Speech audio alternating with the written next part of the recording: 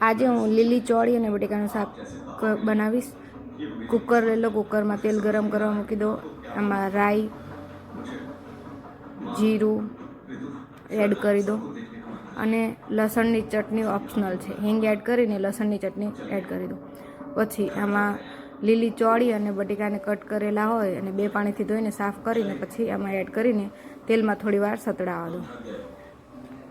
થોડીવાર મિક્સ કરીને સતળાઈ જાય એટલે પછી આપણે સૂકા મસાલા કરશું। હળદર પાવડર, લાલ મરચું પાવડર, ધાણા જીરું, પછી થોડો ગરમ મસાલો એડ કરી દઈશું અને સ્વાદ પ્રમાણે મીઠું। આને ધીમા હળવા હાથે બધું સારી રીતે મિક્સ કરી લઈશું। સારી રીતે મિક્સ કરીને પછી એને થોડીવાર એમને એમ જ રહેવા દઈશું। તેલમાં સતળાવા દઈશું અને પછી પાણી એડ કરી દઈશું।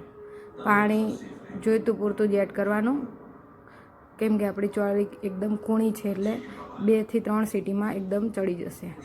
આપણું ચોળી બટેકાનું શાક ટેસ્ટી, જેને રસાવાળું રાખવું હોય રોટલા સાથે ખાવા માટે તો રસાવાળું પણ રાખી શકે છે, અને મેં કોરું રાખ્યું છે।